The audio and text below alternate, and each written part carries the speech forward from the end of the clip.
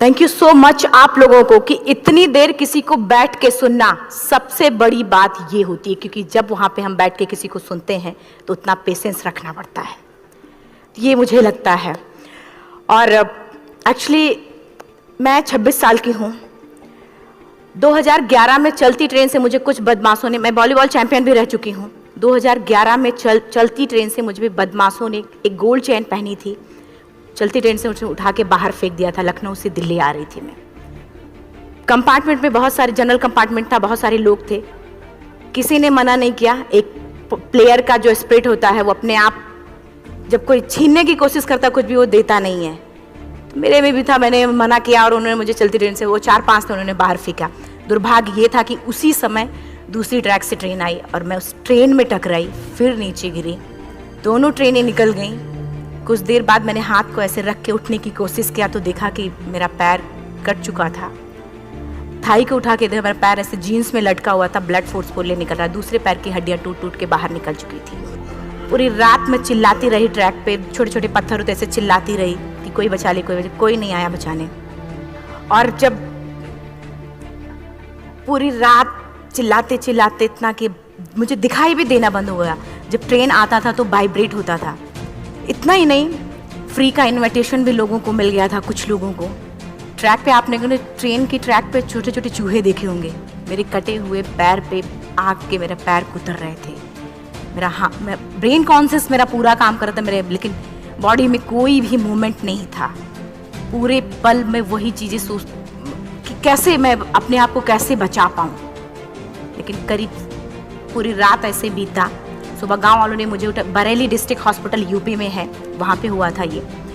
सुबह गांव वालों ने मुझे उठाया, डिस्ट्रिक्ट हॉस्पिटल ले जाके रखा, तो फार्मासिस्ट, डॉक्टर, सीएम, जितने लोग थे आपस में बातें कर रहे, अरे हमारे पास तो एनेस्थीसिया नहीं है, ब्लड नहीं है, इसका इलाज शुरू करें तो हम कैसे करें। मुझे भी नहीं दिखाई तो नहीं, लेकिन मेरा सुनाई दे रहा था सब कुछ वहाँ पे। कहाँ से हिम्मत आई मुझ में, मुझे भी नहीं पता। मैंने बोला वहाँ पे कि सर जब मेरा पूरा पैर कटा, तब मैंने इतनी देर रेलवे ट्रैक पे थी, मैं उस चीज़ को बर्दाश्त किया, तो अभी तो आप मेरे अच्छे के लिए मेरे पैर काटेंगे। शायद आपको यकीन नहीं होगा, या फिर कभी आप लोगों ने ये चीज़ नहीं देखी, कोई डॉक्टर या फार्मासिस्ट अपना ब्लड दे के किसी पेशेंट को बचाया। मेरी इस बात को सुनने के बाद वहाँ के डॉक्टर और फार्मासिस्ट दोनों ने एक यूनिट ब्लड दिया और मेरे पैर को बिना एनेस्थीसिया अलग कर दिया गया। आज भी मैं उस दर्द को महसूस करती हूँ, जब भी मैं जब बोलती हूँ तब मैं वो चीज़ें महसूस करती हूँ। उसके बाद जब बात मीडिया में आई, लोगों को पता चला कि रिमा नेशनल प्लेयर है, KGMC king George medical college Lucknow में एडमिट करा, लखनऊ से फिर sport minister, AIIMS trauma centre Delhi. तब तक सब ठीक ठाक चल रहा था, प्लेयर होने की वजह से अच्छा ट्रीटमेंट मिलना शुरू हुआ। करीब 4 महीने मैं एम्स में रही। एम्स में रहने के बाद जब मैं थोड़ा ठीक हुई, करीब 25 दिन बाद जब ठीक हुई, न्यूज़पेपर में गोल गोल लिख के आ रहे कि अरुणिमा के पास टिकट नहीं था, अरुणिमा ट्रेन से कूद गई। उसका खंडन किया घर वालों ने, फिर बोला कि अरुणिमा सुसाइड करने गई थी। जिस लड़की का शरीर का एक अंग कट चुका, पूरी जिंदगी का पता नहीं कि व्हील चेयर है, बैसाखी या पता, यहाँ तक कि मेरे स्पाइन में 3 फ्रैक्चर था, मुझे ये भी नहीं पता था कि मैं बेड से उठ भी पाऊंगी कि नहीं। अंदाजा लगाया जा सकता, सिर्फ अंदाजा लगाया जा सकता है कि उसकी दिलो दिमाग पे क्या चल रहा होगा, उस परिवार की क्या स्थिति रही होगी, जब जिस परिवार की एक यंग एज लड़की का इस तरीके का सिचुएशन हुआ हो। फिर भी कहते हैं कि जहाँ चाह होती वहाँ राह मिली जाती है। एम्स के हॉस्पिटल के बेड पे मैंने डिसाइड किया, क्योंकि अपनी बातें हम चिल्ला चिल्ला के करें, वो सिस्टम की इतनी हाई लेवल की बातें हो रही थी कि हम एक मध्यम वर्गीय फैमिली से थे, हम अपनी बातें चिल्ला चिल्ला के कह रहे थे, लेकिन कोई नहीं सुन रहा था। लेकिन कहते हैं मैंने अपने दिल, दिमाग, अंतरात्मा से ये चीज़ सोच ली कि ठीक है, आज आपका दिन है, जितना चाहो बोल लो, एक दिन तो मेरा दिन आने वाला, मैं प्रूफ कर दूंगी कि मैं क्या हूँ, मैं क्या थी, ये मैं प्रूफ कर दूंगी। हॉस्पिटल के बेड पे डिसाइड किया वॉलीबॉल नहीं, लाइफ का सबसे टफ गेम करना है, तब मैंने माउंटेनिंग चुना। जब मैंने माउंटेनिंग कहने और करने में बहुत फ़र्क होता है। जब मैंने माउंटेनिंग की बात सोची और लोगों के सामने, सबसे बड़ी चीज़ थी सही गाइडेंस में ट्रेनिंग लेना, दूसरा स्पॉन्सरशिप। इतना बड़ा एक साथ तो मैंने 40 से 50 लाख मैंने वाकई में कभी नहीं देखे थे पहले। मेरे लिए बहुत बड़ी चीज़ थी वो इकट्ठा कर पाना। जब मैंने लोगों के सामने रखा कि मैं माउंटेनिंग करना चाहती हूँ, एवरेस्ट के लिए मुझे ट्राई करना है, हर किसी ने मुझे बोला कि क्या है, पागल हो चुकी हो क्या, तुम्हारा दिमाग खराब हो चुका, तुम कभी नहीं कर सकती माउंटेनिंग। एक पैर आर्टिफिशियल है, दूसरे में रॉड है, और तुम्हारा दिमाग खराब है, स्पाइन में भी फ्रैक्चर है, तुम पागल होगे, चुपचाप कोई नौकरी करो, जीवन यापन करो। क्योंकि लोगों का सबसे बड़ा प्रॉब्लम ये होता है, लोग फिजिकल देखते, पैरों को मेरी अंतरात्मा में क्या चल रहा था वो तो किसी को पता ही नहीं था। मुझे लगता है कि आज यहाँ पे मैं भी सुबह से देख रही हूँ, इतने अच्छी अच्छी चीजें मैंने सीखी यहाँ पे, बहुत बड़े बड़े स्पीकर को शायद आप लोगों ने भी आज मैं भी आपको यहाँ पे कि चाहे जितना मोटिवेट करूं, चाहे जितना चीजें मैं बताऊं, लेकिन मुझे लगता है सबसे बड़ा मोटिवेटर कौन होता, आप खुद। जिस दिन किसी भी लक्ष्य के प्रति आपकी अंतरात्मा जाग गई, आपको कोई नहीं रोक सकता उस लक्ष्य को पाने में। ये मैं किताब से बातें नहीं बोल रही हूं, ये मैं एक एक पल मैंने मैं कोई भी किताब की बातें नहीं, एक एक पल आज जो मेरा 26 साल का एक्सपीरियंस है वो मैं बता रही हूँ सिर्फ आपको। उसके बाद किसी तरीके से मैनेज किया मैंने। भाई साहब, मेरा परिवार मेरा बैकबोन था। परिवार ने मुझे, भाई साहब ने मुझे कहा कि मैडम बछेंद्री पाल जिन्होंने 1984 में एवरेस्ट समिट किया, उनसे मिलते हैं, वो जरूर कुछ ना कुछ करेंगे। हॉस्पिटल से निकलने के बाद मेरे राइट लेग में स्टिचेस लगी थी। मैंने डायरेक्टली घर जाने की बजाय, जब लोग ये सोचते हैं कि मुझे अपना जीवन यापन कैसे करना है, जब लोग ये सोचते हैं कि मुझे अपनी ज़िंदगी के मेरे दिमाग में सिर्फ 2 चीज़ें चल रही थी, मुझे इनका जवाब कैसे देना है और एवरेस्ट समिट कैसे करना है। फर्स्ट तुरंत गए बछेंद्री मैम के पास। जब मिले, मैम ने फर्स्ट टाइम जब मुझे देखा तो उन्होंने कहा, अरुणिमा, उनकी आंखों में आंसू आ गए। उन्होंने बोला, अरुणिमा, तूने ऐसी हालात में एवरेस्ट जैसे दुरूह पहाड़ के बारे में सोचा तो तूने अपने अंदर तो एवरेस्ट फतह कर लिया, अब तो सिर्फ लोगों के लिए। मेरे परिवार को छोड़ के बाहर की पहली ऐसी महिला थी जिन्होंने मुझ पे भरोसा किया था कि हाँ अरुणिमा, तुम कर सकती हो। मेरे लिए वही बहुत बड़ी चीज थी। प्लानिंग भी कर ली, मैम भी मिल गई, सब हो गया। लेकिन जब उतरते हैं फील्ड में तब पता चलता कि हम क्या हैं। रोड हेड से मैं पहुंच गई। मैडम ने कहा कि ठीक है, तुम्हारे कहने, तुम्हारे सोचने से कुछ नहीं होगा, अरुणिमा प्रूफ करो कि कर सकती हो। मैंने कहा बस एक मौका चाहिए मुझे। वाकई में जब मैं माउंटेन में पहुंची, रोड हेड से बेस कैंप लोगों को 2 मिनट लगता था, मुझे 3-3 घंटे लगते थे, क्योंकि मेरे राइट लेग की हड्डियां भी नहीं जुड़ी थी। लेफ्ट मेरा आर्टिफिशियल लग चुका था, लेकिन स्टंप एकदम रेड, उसका मतलब घाव एकदम नए थे। मैं अगर पैर रखती थी तो मेरे पैर से जोर से अगर दबा देती तो पैर से मेरे ब्लड आने लगता था। सारे लोग नॉर्मल थे वहां पे। हर कोई ये बोलता कि एक पीक के लिए जाते थे तो हर कोई मुझे ये बोलता कि अरुणिमा, तुम धीरे धीरे आओ। मेरे दिमाग में हर बार यही बात चलती थी कि क्या है, मैंने एवरेस्ट का प्लान किया, मैं इनके बराबर भी नहीं चल पा रही हूँ। खुद से संकल्प लिया कि कोई बात नहीं, एक दिन ऐसा आएगा कि मैं इनसे पहले जाऊंगी। और आपको शायद यकीन ना हो, आने वाले 8 महीने बाद पूरा का पूरा वेट उठा के बेस कैंप से साथ निकलते और टॉप पे पहले पहुंचते। ऐसे करके देखते थे कि अरे ये लोग तो पीछे। खुशी होती थी। उससे भी ज़्यादा मुझे खुशी तब होना शुरू हुआ जब वो सारे लोग आके मुझसे ये पूछते, मैडम खाते क्या हो, बता दो। पैर नहीं है फिर भी कैसे चलते हो। उसके बाद पूरा मुझे स्पॉन्सरशिप मिला। मैं जब एवरेस्ट के लिए गई, मेरे लिए सबसे बड़ा, एवरेस्ट की जर्नी में मेरे सबसे बड़ा चैलेंज यही था कि दूसरे को समझा पाना। मैं नहीं समझा पाती कि भाई मैं कर सकती हूँ। जब मैं एवरेस्ट के लिए गई, शेरपा को जब ये बात पता चला कि मेरा प्रोस्थेटिक लेग है, आर्टिफिशियल लेग है, दूसरे में रॉड, बोला नहीं ले जा सकता, इसकी वजह से तो मेरी भी जान जाएगी। मैडम ने, हमने सबने कन्विंस किया तो किसी तरीके से मन। वाकई में जो टीवी में हम और उसमें फोटोज में देखते हैं, ब्लू और ग्रीन आइस, हिला देने वाला होता। जितना सुंदर दिखता उतना ही हिला देने वाला होता। जब मैं हमारे ग्रुप में 6 लोग थे, रॉकी एरिया तक मैं सबसे पहले थी, लेकिन जैसे ही मैं ग्रीन और ब्लू आइस में गई, मेरा आर्टिफिशियल लेग स्लिप कर जाता था। फ्रंट पॉइंटिंग से, जब मैं फ्रंट क्रैम्पोन से फ्रंट पॉइंटिंग मारती थी, लेफ्ट से पेन होता था तब भी करते, लेकिन आर्टिफिशियल जैसे फ्रंट पॉइंटिंग मूव हो जाता, मेरा पैर ही मूव हो जाता था। शेरपा मुझे बोला नहीं हो सकता अरुणिमा, जबरदस्ती मत करो। मैंने कहा कुछ नहीं, ये मेरा पैर है, मैं जानती हूँ कैसे चलेगा। फाइनली 1, 2 बार, 3 बार करने, 4 बार, 5 बार होल्ड हो जाता था। आइस थोड़ा टूट के निकलता था तो मैं वहां पैर रख के जाती थी। कैंप 3 तक ठीक था, प्रॉपर एक्लेमेटाइज किया अपने आप। कैंप 3 तक जनरली गए। बात जब कैंप 3 के ऊपर की होती है, साउथ कोल समिट, अच्छे माउंटेनियर, अच्छे दिलेर के हौसले धरे के धरे तब रह जाते हैं जब अपनी आंखों के सामने किसी को मरता देखता है। और दिमाग में बात, जब जिसको डिसीजन मेकिंग, और जब दिमाग में बातें जब ये आने लगती हैं कि अरे जिस चीज़ के लिए हम जा रहे हैं उसी चीज़ के लिए आदमी मर रहा है, इसी चीज़ के लोग लिए मर चुके हैं। रात में क्लाइंबिंग, ज़्यादा से ज़्यादा माउंटेनिंग रात में की जाती है क्योंकि वेदर शांत होता है। जब मैं रात में निकली साउथ कोल से, कैंप 4 से, मेरी हेडलाइट जिधर ही हेडलाइट जा रही थी उधर ही डेड बॉडीज़ मुझे नज़र आ रही थी। मेरे रोंगटे खड़े हो रहे थे, मुझे समझ में नहीं आ रहा था कि मैं करूं तो क्या करूं। इतना ही नहीं, मैं जिस रोप में थी उसी रोप में जब मैं आगे जा रही हूं और एक बांग्लादेशी, उनका हाथ हल्का हल्का ऐसे हिल रहा, मुंह से आवाज आ रही थी। मैं एक्सप्लेन नहीं कर सकती मुझे कितना डर लग रहा था। बार बार ये बार बार मन में आती, इसका ऑक्सीजन खत्म हुआ है, ये मर चुका है लास्ट सिचुएशन में, और हम कुछ नहीं कर पा रहे हैं, क्या करें।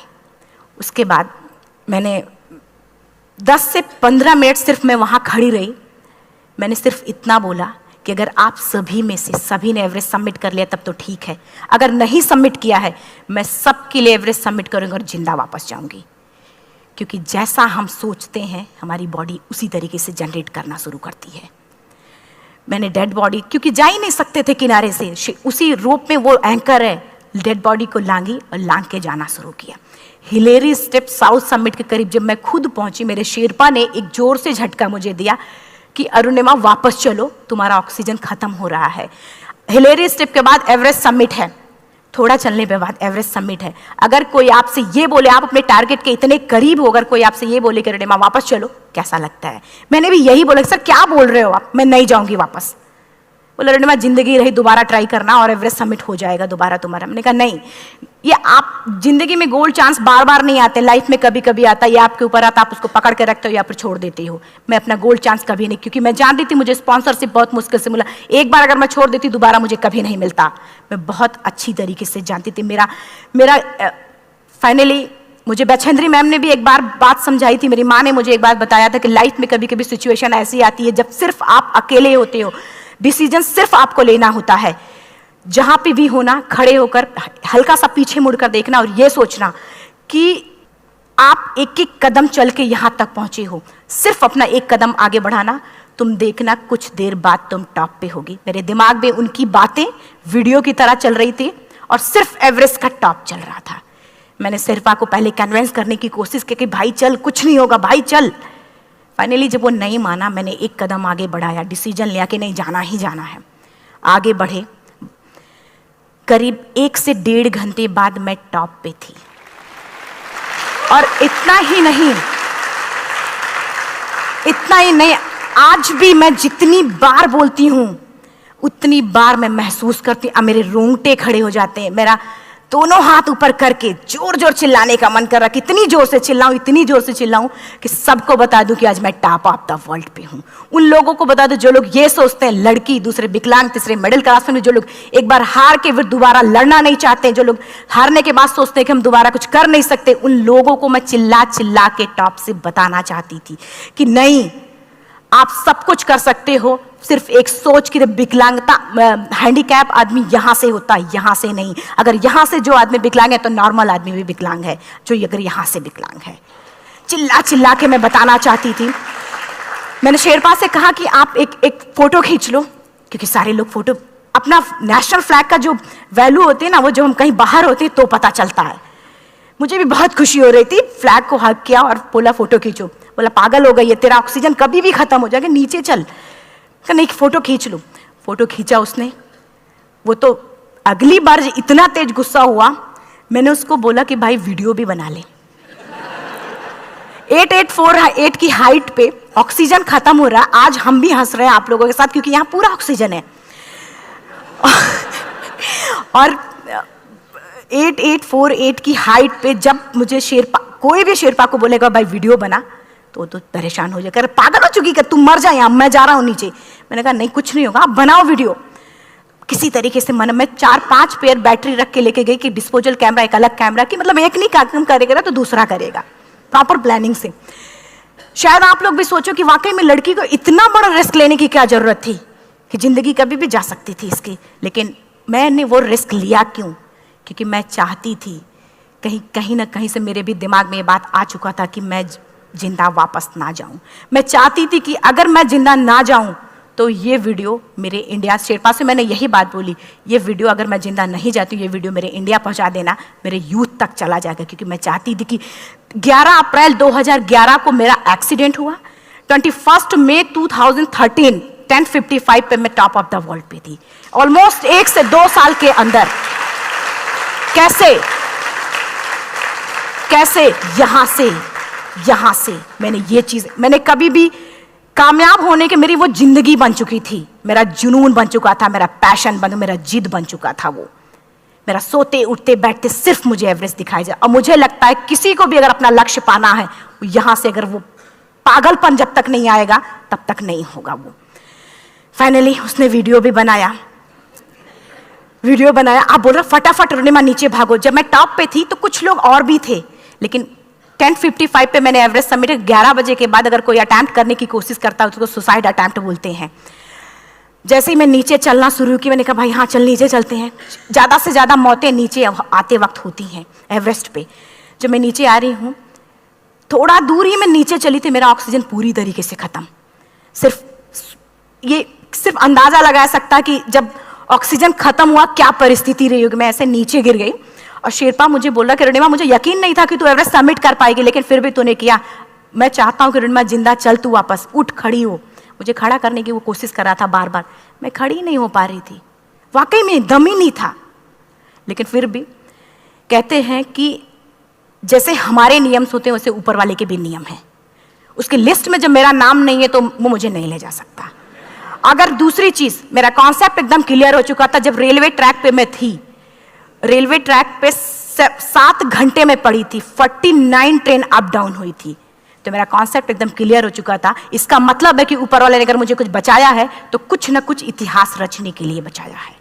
मैंने पॉजिटिव तरीके से सोचा। और उसी समय एक ब्रिटिश क्लाइंबर नीचे से ऊपर आ रहा था और उसके पास 2 ऑक्सीजन, तो उसने एक को वहीं फेंका और दूसरे को लेके नीचे जाना शुरू किया क्योंकि वेदर खराब था। मेरा शेरपा मुझे एंकर किया और जाने लगा नीचे, और वो फटाफट उसको लेके आए, मुझे लगाया।